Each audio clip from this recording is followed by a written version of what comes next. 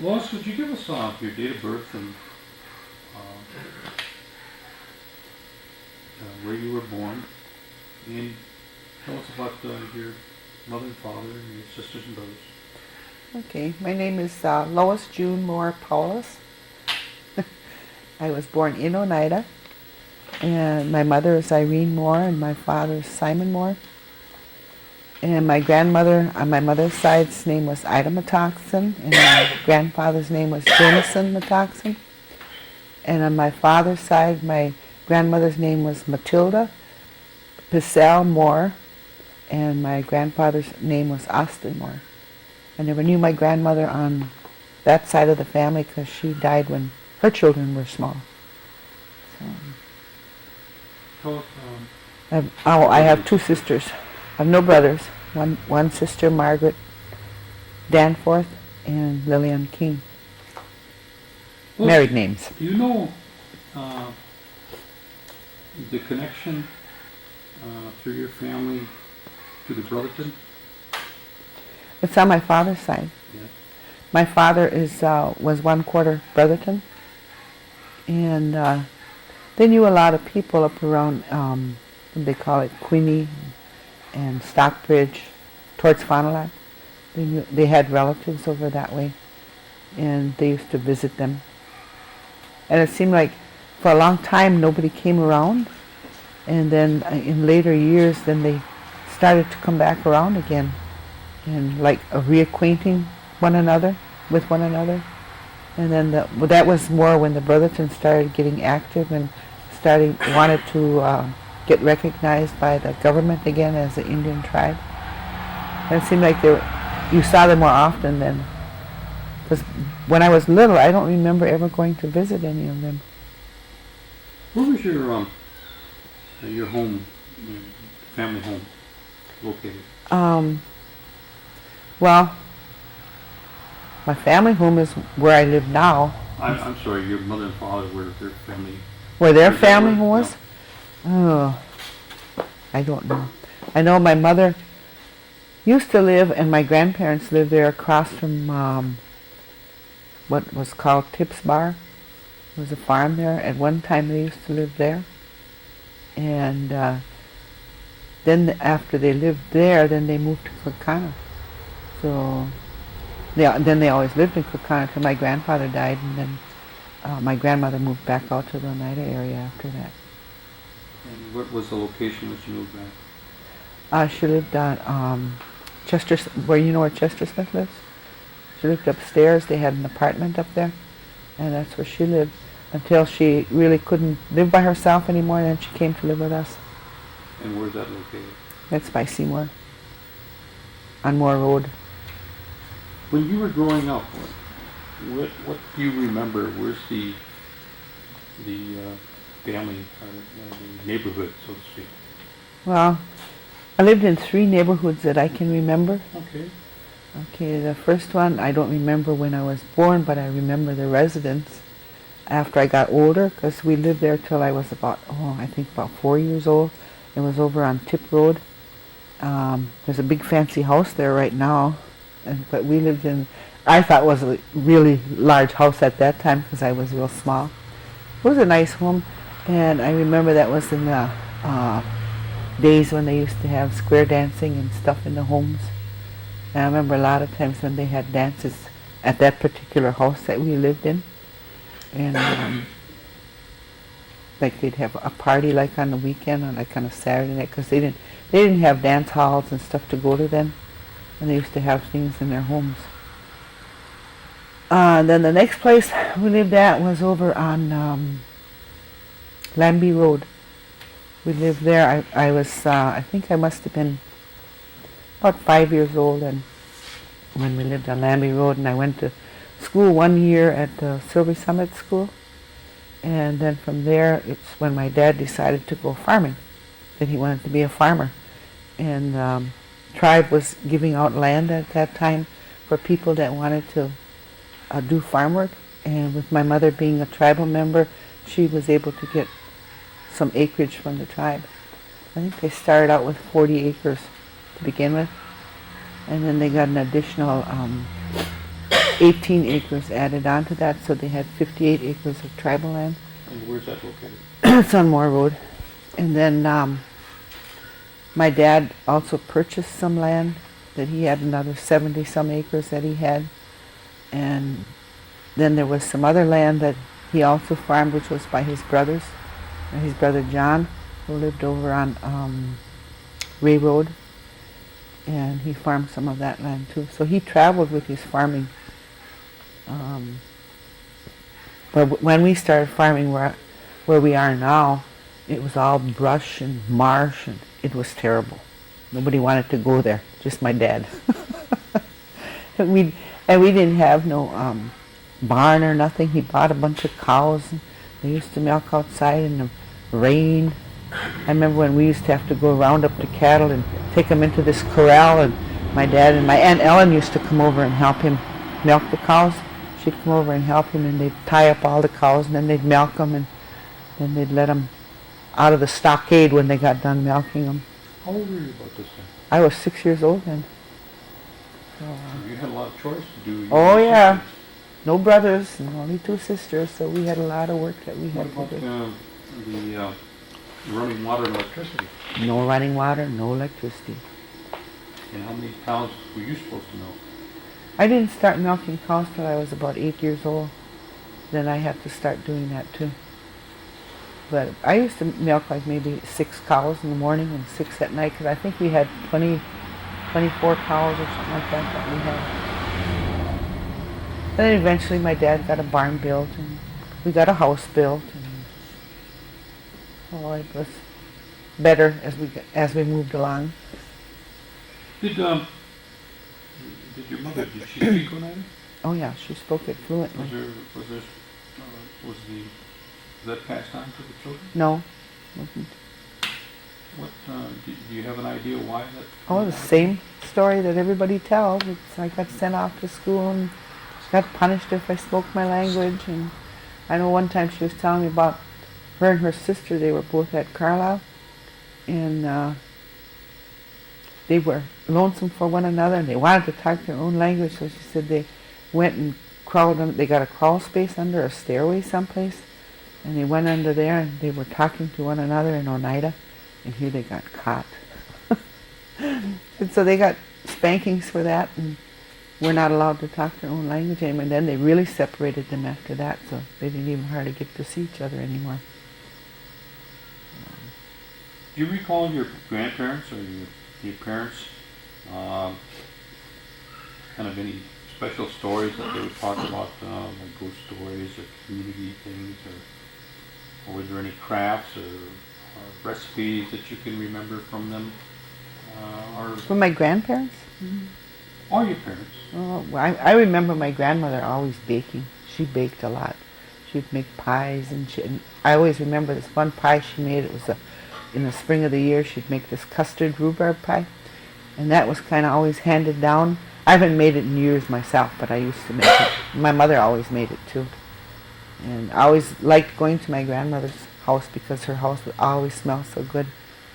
That fresh bakery smell, you know, when we'd go to Kakana and visit them. And she always had something going. So, and she made all kinds of other pies too, but I always remember that custard rhubarb pie. She wasn't a cake maker. She never made cake. The only cake she made was molasses cake. Of course, I don't remember my other grandmother at all because she was gone years and years ago. How about corn soup? Did they make that often? Oh yeah. Or was that something, just a special treat? No, it wasn't that special of a treat when we were growing up, because my mother and grandmother made corn soup a lot. And of course, with the farm, they always had a lot of pork to put into the corn soup and that. My grandmother made cornbread, and my mother also made cornbread, but my grandmother made it more than my mother did. I remember we used to use that. We used to call it a gruel, like from the cornbread, and we'd put milk and sugar in it in the morning and use it for cereal. And, no, they made that a lot. Tell me what a Sunday morning would be like around your house when you were growing up. Sunday morning? Well, get up and get all the chores done. Then we'd come in the house, we'd have breakfast, and then we'd all get ready and go to church. And it was always dress-up time when we went to church. What church did you go to? To the Oneida Methodist Church. That's the only church that I know is because that's where we always went, and I still go there today. What would be a I need to tell you about something else my grandmother made. Oh, go ahead. My grandmother always made sausage. My dad butchered, and she would use all the intestines of the pig, especially with the pig is what she made the sausage out of. And she'd wash all that and clean it all out, and then she'd use that for casing, and she'd make the head cheese, and she'd make liver sausage, and it always went back into those casings. I always remember that because it was really good. Well, my mother never made it though. Head cheese? She made the head cheese, but she never made the rest of it like my grandmother did. And she didn't use the casings. She bought hers. What do? Do you do it? No, I don't do that. Do you have the I wish I knew how. Do you have the head cheese recipe? No, I don't, but my sister Margaret did, and she didn't give it to me. I remember when we lived in Milwaukee, my sister Margaret lived in Milwaukee too, and her husband knew how to make the head cheese. So I used to always go down to this one store in Milwaukee. They had real old meat markets then, where they would sell pig heads and all that kind of stuff.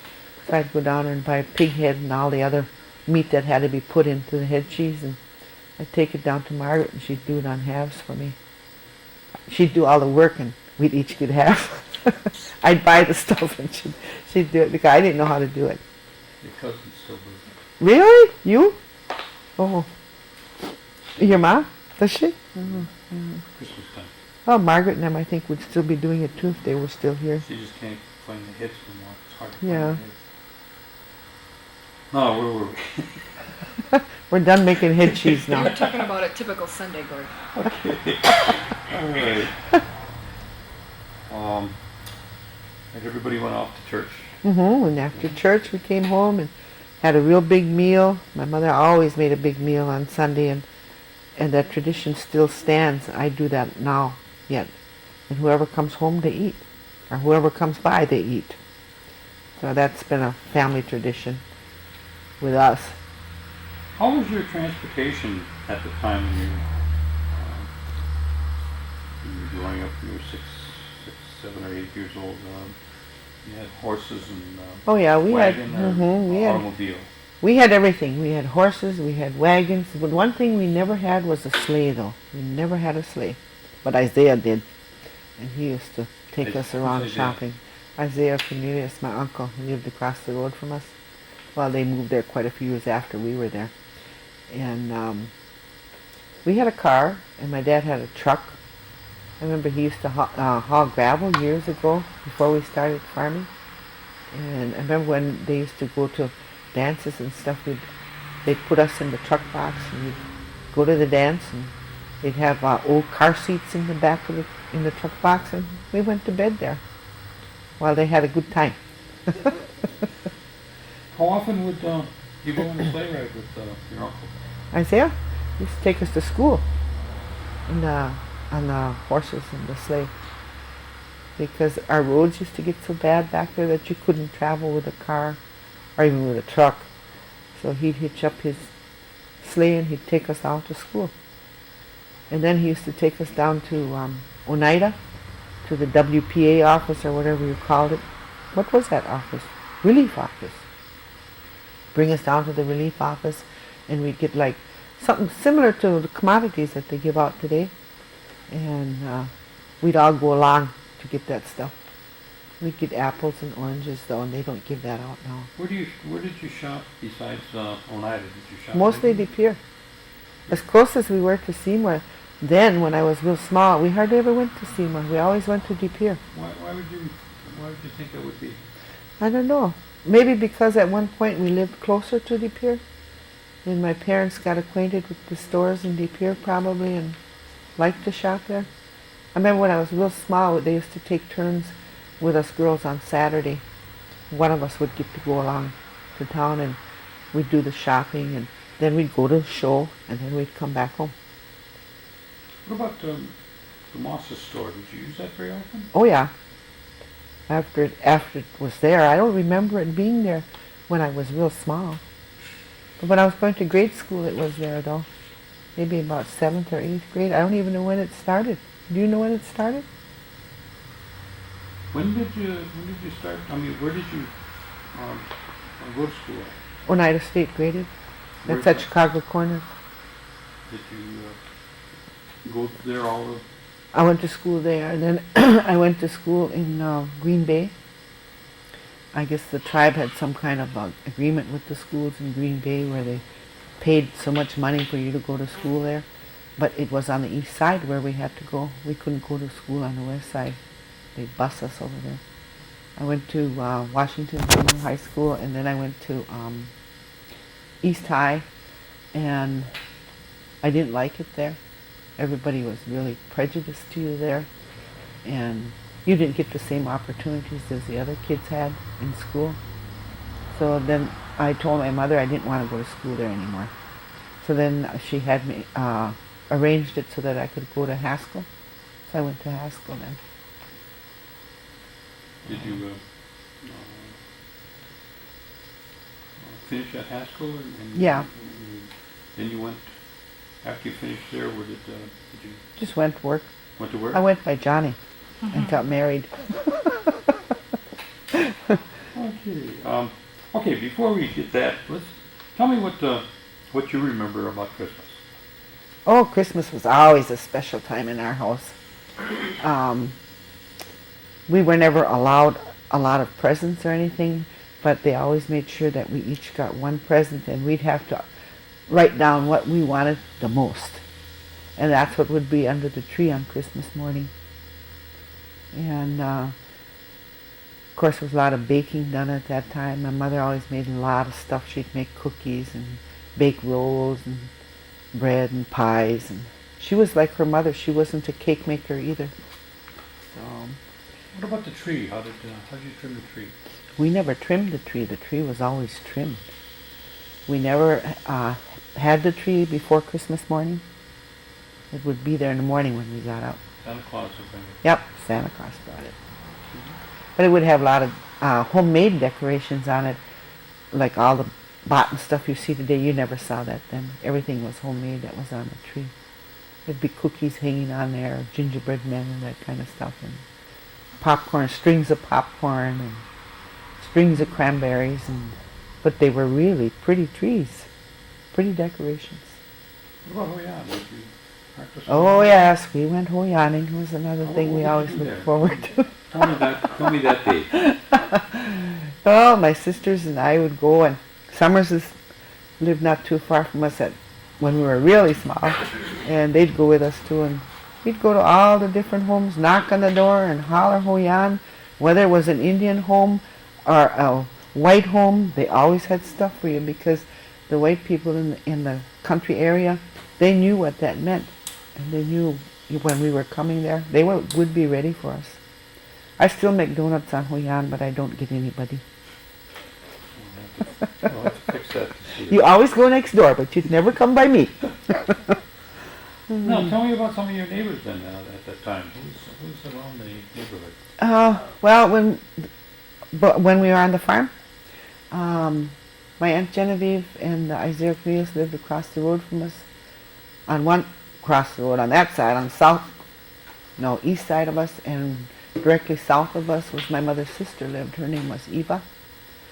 And down the road from us, west of us, was, you know Bobby Smith? Him and his parents lived west of us. And then there was another family back there by the name of Martin something. Christian. Martin Christian. And he had one daughter. They lived down there back of us. And that was our neighbors. We didn't have any more neighbors than that. But now we got a lot of them. Okay, you finished school, and then what did you do? Tell us about that. I got married. Okay, tell us who you married, and tell us I about married your John family. Powless. And we got married in Davenport, Iowa in 1947. How did you get July married 18th. Davenport, Iowa? Because he was down there. What I had been dating him prior to that. Oh, here in Oneida. Yeah. I see. Okay. So and we got married down there. I didn't want a big wedding, so we just eloped. But we got married in church. So How many children do you have? and we have 6 children, 2 girls and 4 boys. Tell me their names. John Edwin Jr. is the oldest, and then Patricia. Her last name now is Lassala. And then there's David Powless, and Mark Powless, Dale Powless, and Michelle. Did I miss anybody? I hope not. Now, I understand that your husband was an iron worker, Hmm. so that must have meant a lot of traveling. It did. We traveled all over the country. I could really pack that trunk because I had a lot of experience in it. Because I would take my cooking utensils along and our eating utensils and our blankets and sheets and towels, because we usually rented furnished places when we would get someplace, but they never furnished those things. And then a lot of times I'd buy more additional stuff when I got our housekeeping set up, but we always managed. We had some rough times, but we managed. When did you come back to Oneida? We moved back to Oneida when my mother passed away in 1975. My dad just couldn't really handle living by himself, so I decided that we would come back here and live. We sold our home in Milwaukee and moved back here.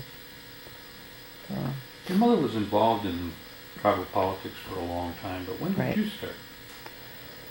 well,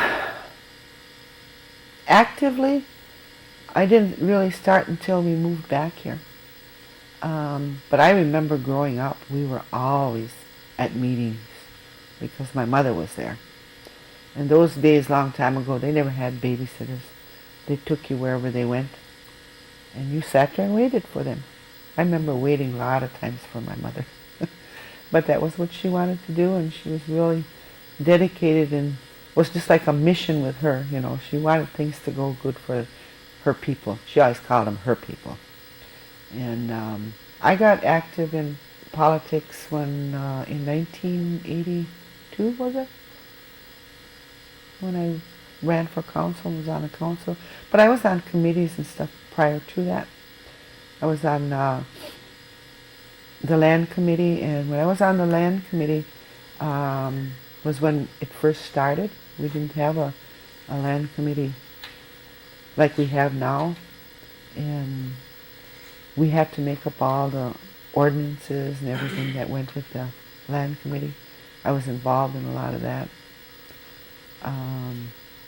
The only other thing I think that I was involved, I was at the health center for a while on the health board, and then I was on the housing board for almost 20 years, till just this year. So they saw fit not to put me back on. So How many years were you on the council, on the council? 5 years. And what was what was some of the things that you were involved with when you were on the council? I know you were involved with the land claims. Yeah, the land claims I was involved with for a long time. Housing, I was involved with. Just a lot of the day-to-day activities that we always had to be taking care of. Oh my.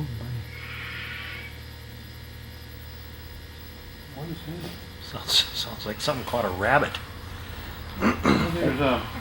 There's some kind of like a link or a bobcat That could have been a something bobcat on- screaming Oh, too, really? But they've said that there's a large cat. but I wouldn't think he'd be out in daylight this close to. The cats do It something was like in that. that one guy's barn, or Was it? yeah, right, just 2 doors over here. Well, let's hurry up then. How long have you been involved with the United Center? Oh, I started in Milwaukee when we lived in Milwaukee. I started singing with the Oneida Singers. There was a Indian group down there, a tribe. Well, it wasn't just Oneidas; it was several different tribes. They were called the Consolidated Tribes, and they had a building over on 12th Street in Milwaukee. And Oscar Archquit came down there and was teaching Oneida. He started out he was going to teach the Oneida language, but that never really developed that much. I did learn the alphabet and the pronunciation of the vowels and everything on there, and that's how I learned to read the Oneida language. I can't understand it, but I can read it. And then we had Edith Weiland, who was a tribal member in Milwaukee. She was a musician, and she started a singing group down there for the Oneida Singers, and that's where I got started. I sang with them for a number of years down there, all while we lived down there. And then when we moved out here, then I joined the Oneida singing group here, and I've been singing with them ever since. Are you still working? Yes, I'm still working. What? I work for the tribe. I work in the retail division. I'm the area manager of Oneida Retail. I've been with retail for going on my 9th year. How many grandchildren do you have? I have 19 grandchildren. Now, if we were to get those grandchildren together, and maybe even some other children, some youth from the community, what kind of advice would you give from what you've experienced over the years? What kind of things would you like to share with them? I do that all the time. The main thing that I share with them is that I want to see them get an education and to be able to have good jobs and not to have to be suffering like we did. Although I guess at the time we never thought it was suffering. We were having a good time. But there's so many things that we had to go without. I'd like to see them have nice homes, and like to see them have families. Some of them already have families, and they're all pursuing that. They're pursuing the education line. I have 2 grandsons that are in college now. They've all gotten high school education at least. They've graduated from high school. I have 1 grandson that is still going to high school, 2 grandsons that are still going to high school. Then I have some younger grandchildren from our youngest daughter that are still in grade school, and we've got 1 starting Head Start this year, so we have a wide range in there, so they kind of keep us young.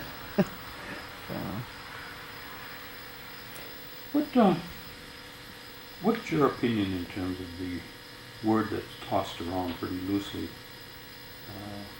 the word sovereignty? What does that mean to you? Well, to me, we're not sovereign anymore. We were a sovereign nation at one time, but the minute that we accepted things from the government, we were no longer sovereign. We have made agreements with the city of Green Bay. We've made agreements with the state of Wisconsin. And once you do those things, you're not a sovereign nation anymore. We've accepted state funds as well as federal funds. So I feel that you're not a sovereign nation anymore once you accept all of those things. In my mind, there's only one tribe in the 6 nations that I know of that I would say is still a sovereign nation, and that's the Onondaga. Jolie, I was saying there's blacktop roads all over the place now. And I can't Except in my driveway. What kind of changes do you see in the next 10 to 20 years? Well, to me, it's scary changes, I think, because I think the tribe is overextending itself. I know they say that that we lost all of this land at one time and we need to buy it back. I don't think that's true. I don't think that we should be buying all of it back. To me, there's so much land now that we own that is sitting there idle.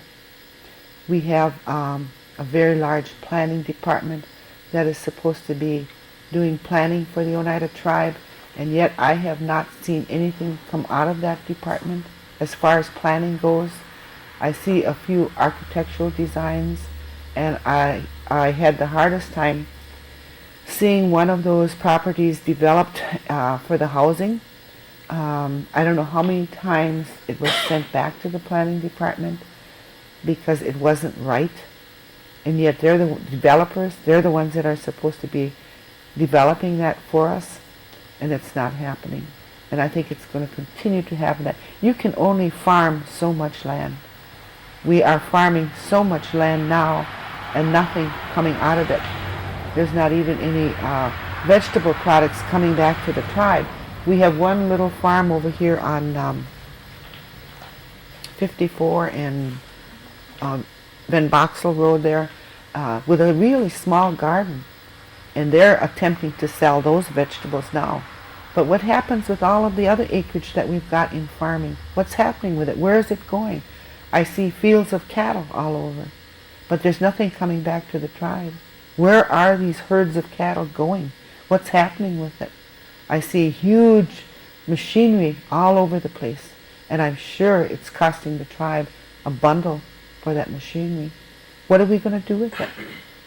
That's scary. It is. It is very, very scary. Is there anything else that you'd like to share with us?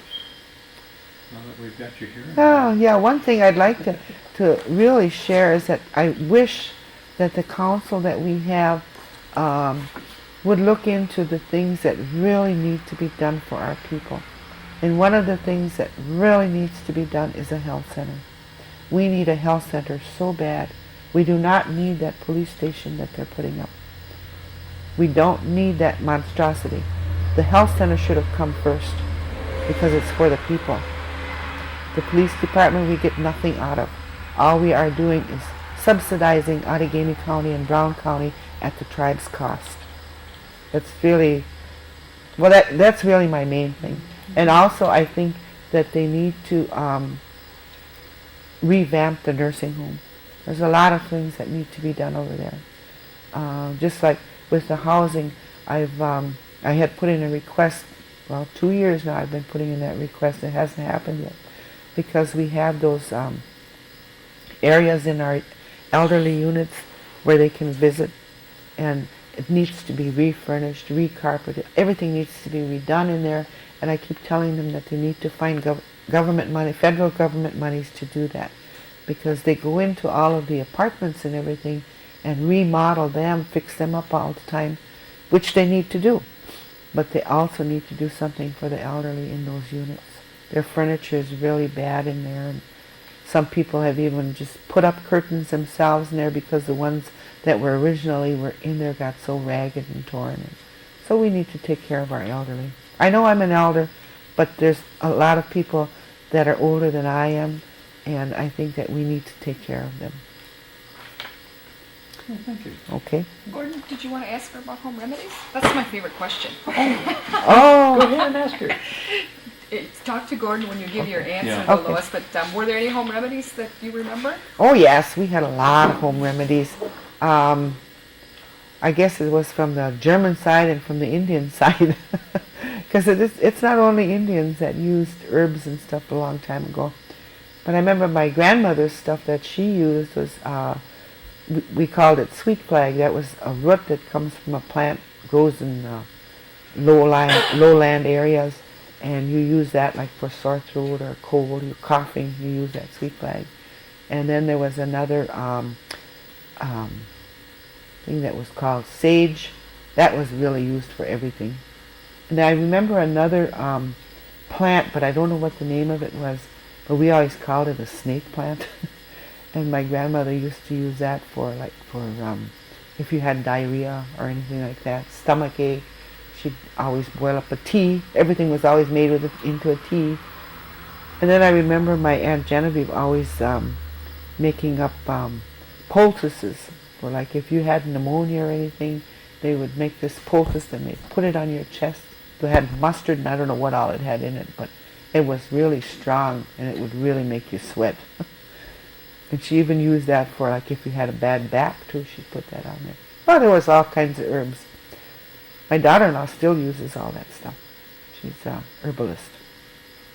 So she just made some salve for Johnny before she left. I wish I knew all the names of all those herbs, but I don't. But we did use a lot of home remedies. And of course we used Dr. Hill, but I think we used Dr. Hittner a lot too. I remember when my sister was real small, she had rheumatic fever, and it affected her legs, where she couldn't walk or couldn't move them. And I remember Dr. Hill coming there on a daily basis, exercising her legs with her. And she finally did walk again. So, but if it wasn't for Dr. Hill, she probably wouldn't have. That's good. Yeah. Great. Okay.